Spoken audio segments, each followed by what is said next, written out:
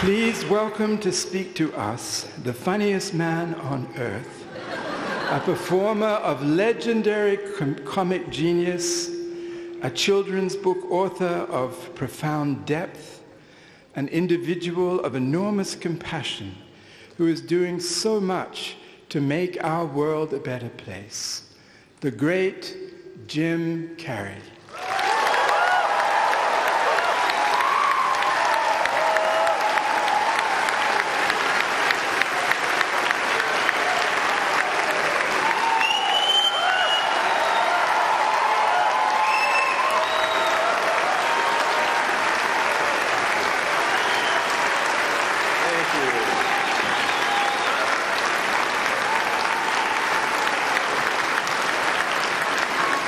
What are you sitting down for? I was going to milk that for a while. You guys can stretch that out in post, right? You can make that longer in the edit. Thank you, Bevan. Thank you all. Jai Guru Dev.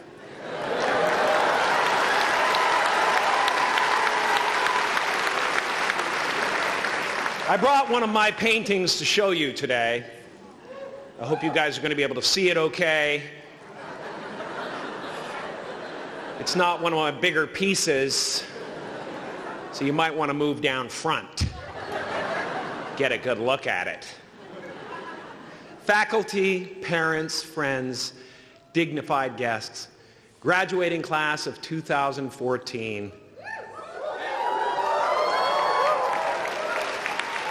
And all the dead baseball players coming out of the corn to be with us today.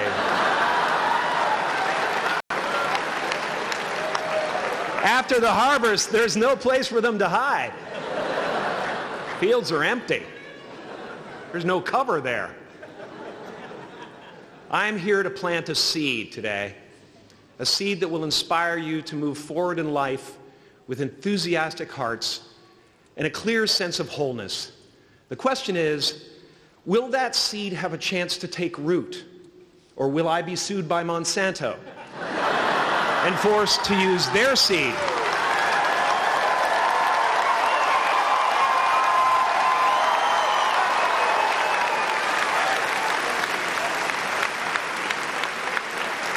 Which may not be totally Ayurvedic.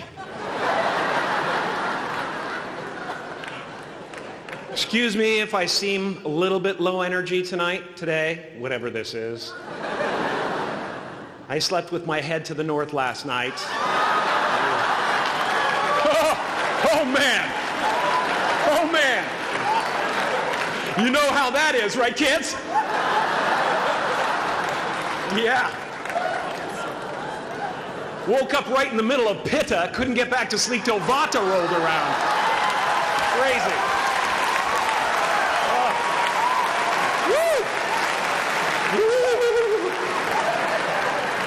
But I didn't freak out, you know. I used that time to eat a large meal. Connect with someone special on Tinder. Because life doesn't happen to you, it happens for you. How do I know this? I don't, but I'm making sound, and that's the important thing. That's what I'm here to do. Sometimes I think that's the only thing that's important, really, you know? It's just letting each other know we're here. Reminding each other that we're part of a larger self. I used to think Jim Carrey is all that I was. Just a flickering light, a dancing shadow, the great nothing masquerading as something you can name. Seeking shelter in caves and foxholes dug out hastily, an archer searching for his target in the mirror, wounded only by my own arrows. Begging to be enslaved, pleading for my chains, blinded by longing and tripping over paradise. Can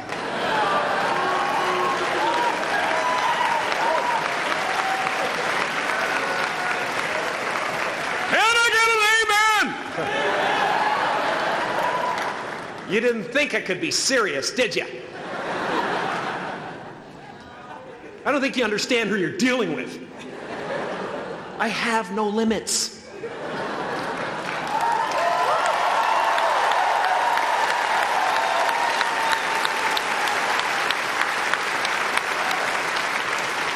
I cannot be contained because I'm the container. You can't contain the container, man. You can't contain the container. I used to believe that who I was ended at the edge of my skin. That I had been given this little vehicle called a body from which to experience creation. And though I couldn't have asked for a sportier model. It was, after all, a loaner and would have to be returned. Then I learned that everything outside the vehicle was part of me too. And now I drive a convertible.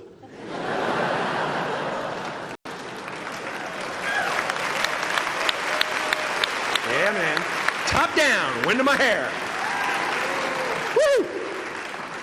I am elated and truly excited to be present and fully connected to you at this important moment in your journey. I hope you're ready to open the roof and take it all in. Okay, 4 more years then. They're obviously not ready. Just need some more cooking. Now, I want to thank the trustees, the administrators, the faculty of MUM for creating an institution worthy of Maharishi's ideals of education, a place that teaches knowledge and experience, the knowledge and experience necessary to be productive in life, as well as enabling the students through transcendental meditation and ancient Vedic knowledge to slack off twice a day for an hour and a half.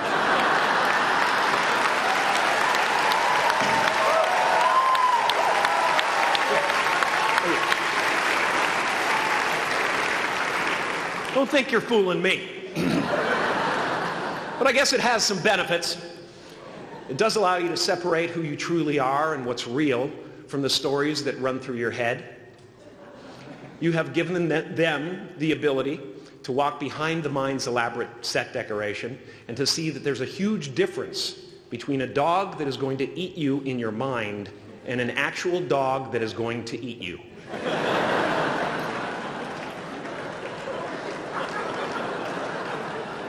That may sound like no big deal, but many never learn that distinction. And they spend a great deal of their lives living in fight or flight response. I'd like to acknowledge all of you wonderful parents. Way to go. What a fantastic job you've done. For your tireless dedication, your love, your support, most of all, for the attention that you paid to your children. I have a saying, beware the unloved, because they will eventually hurt themselves or me. But when I look at this group here, I feel really safe. I do. I'm just going to say it. My room is not locked. My room is not locked. No doubt some of you will turn out to be crooks. But white-collar stuff, Wall Street, that type of thing, Crimes committed by people with self-esteem. Stuff parents can still be proud of in a weird way. And to the graduating class of 2017, -3. You didn't let me finish. Congratulations. Yes.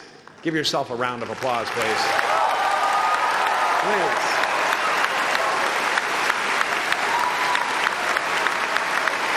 Yeah.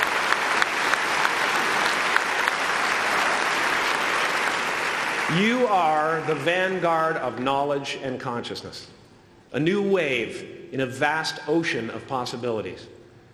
On the other side of that door, there's a world starving for new ideas, new leadership. I've been out there for 30 years. She's a wildcat. Oh, she'll rub up against your leg and purr until you pick her up and start petting her, and then out of nowhere, she'll swat you in the face.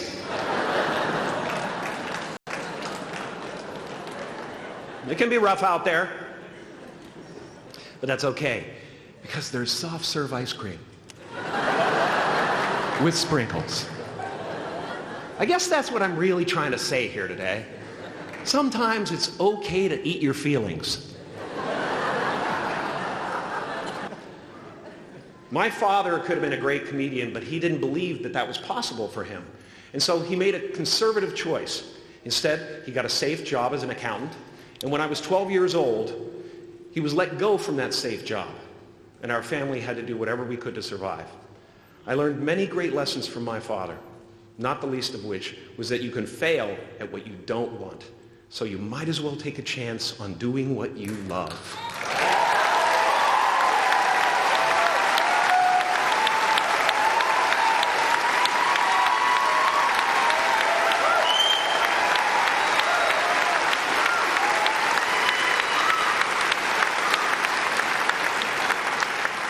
It's not the only thing he taught me, though.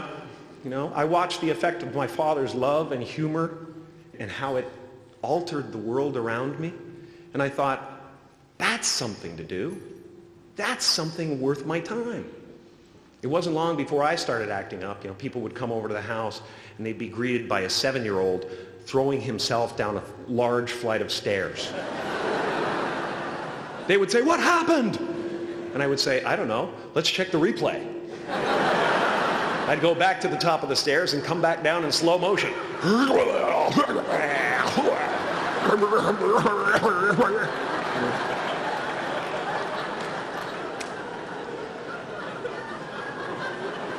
It was a very strange household.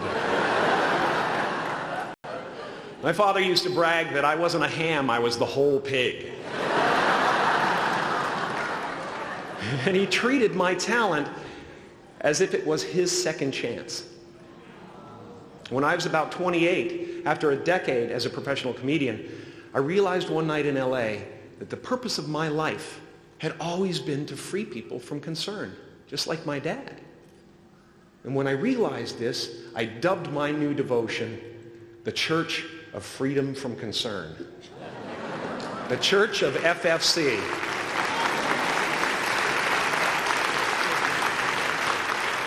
And I dedicated myself to that ministry.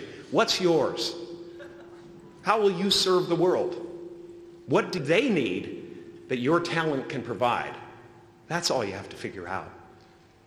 As someone who's done what you're about to go and do, I can tell you from experience, the effect you have on others is the most valuable currency there is.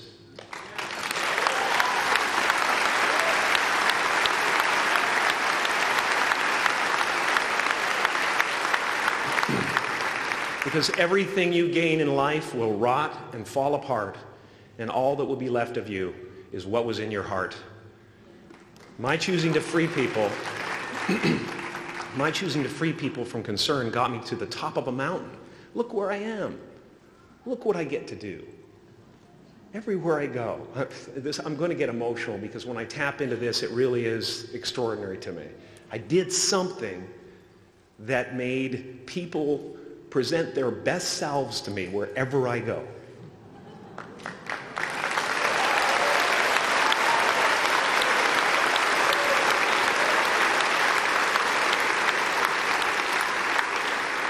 I am at the top of the mountain, and I was, and the only one I hadn't freed was myself, and that's when my search for identity deepened. I wondered who I'd be without my fame. Who would I be if I said things that people didn't want to hear? Or if I defied their expectations of me? What if I showed up to the party without my Mardi Gras mask and refused to flash my breasts for a handful of beads? I'll give you a moment to wipe that image out of your mind. But you guys are so ahead of the game. You already know who you are. And that peace that we're after lies somewhere beyond personality, beyond the perception of others, beyond invention and disguise, even beyond effort itself. You can join the game, fight the wars, play with form all you want, but to find real peace, you have to let the armor go. Your need for acceptance can make you invisible in this world. Don't let anything stand in the way of the light that shines through this form. Risk being seen in all of your glory.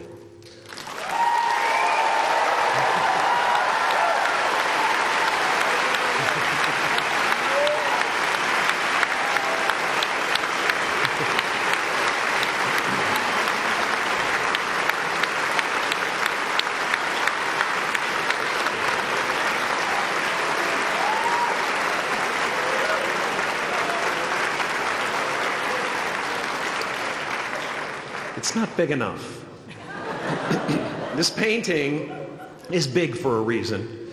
It's called high visibility. It's about picking up the light and daring to be seen. Here's the tricky part. Everyone is attracted to the light. The party host up at the top, who thinks unconsciousness is bliss and is always offering to drink from the bottles that empty you. Misery below her. Despises the light, can't stand when you're doing well, wishes you nothing but the worst.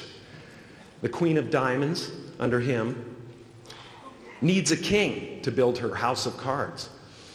And the hollow one down bottom there will cling to your leg and say, please don't leave me behind, for I have abandoned myself. Even those who are closest to you and most in love with you, the people you love most in the world, will find clarity confronting at times. This painting took me thousands of hours to complete. And when I was finished, thank you, thousands of hours, yes. I'll never get them back. I'll never get them back. I worked on this for so long. I was weeks and weeks like a madman alone on a scaffolding. And when I was finished, one of my friends said, this would be a cool blacklight painting. So I started over.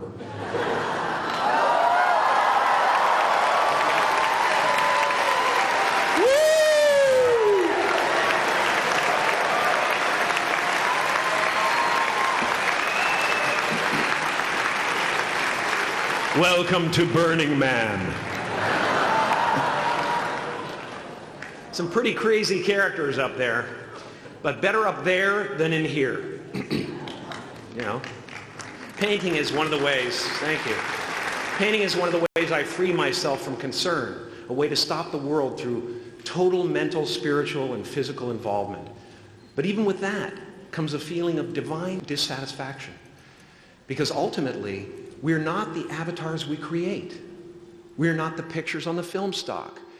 We are the light that shines through.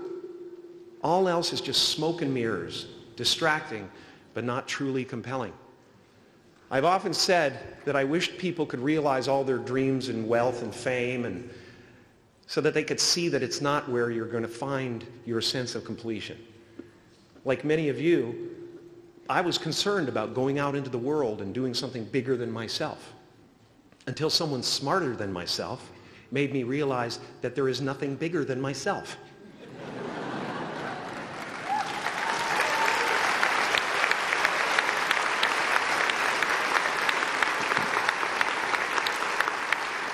My soul is not contained within the limits of my body. My body is contained within the limitlessness of my soul. One unified field.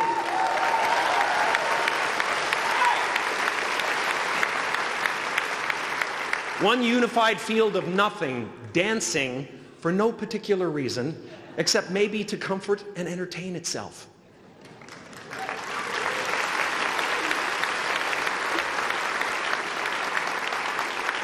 As that shift happens in you, you won't be feeling the world, you'll be felt by it. You'll be embraced by it. Now I'm always at the beginning. I have a reset button, and I ride that button constantly.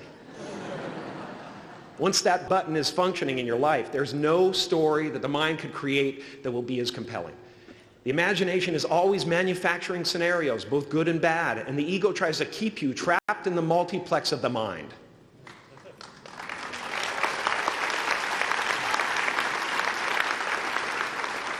Our eyes are not viewers, they are also projectors that are running a second story over the picture that we see in front of us all the time.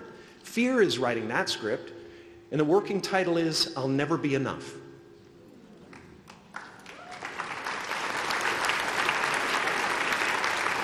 Now you're going to look at a person like me and say, how could we ever hope to reach those kind of heights, Jim? How can we make a painting that's too big for our home?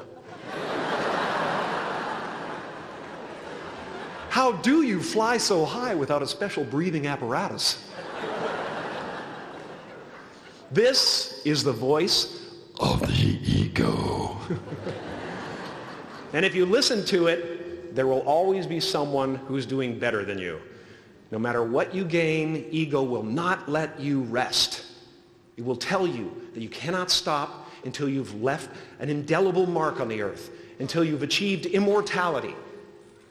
How tricky is this ego that it would tempt us with the promise of something we already possess?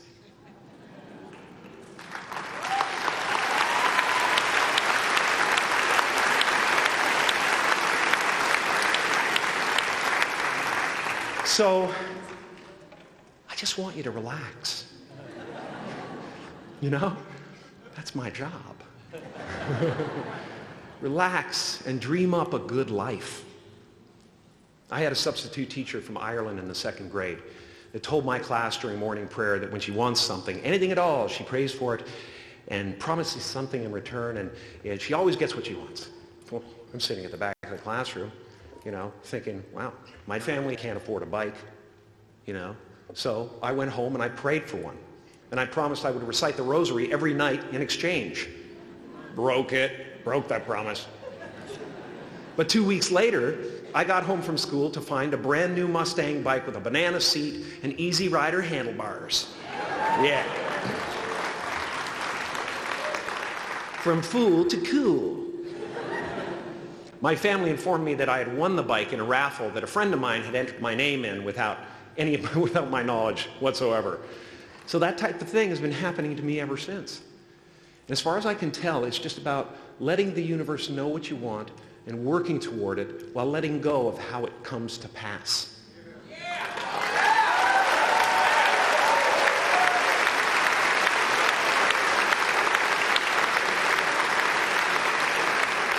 Your job is not to figure out how it's going to happen for you, but to open the door in your head. And when the door opens in real life, just walk through it.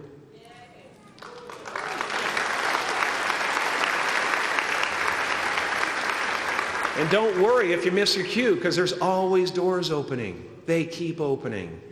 And when I say life doesn't happen to you, it happens for you, I really don't know if that's true. I'm just making a conscious choice to perceive challenges as something beneficial so that I can deal with them in the most productive way. You'll come up with your own style. That's part of the fun. Oh, and why not take a chance on faith as well?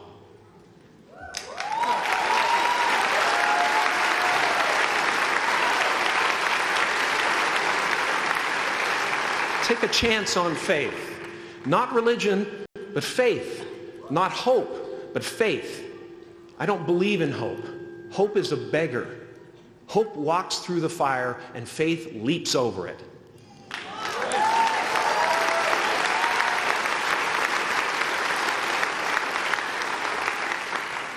You are ready and able to do beautiful things in this world. And after you walk through those doors today, you will only ever have two choices: love or fear. Choose love, and don't ever let fear turn you against your playful heart. Thank you so much. Thank you, Udell. I'm so honored.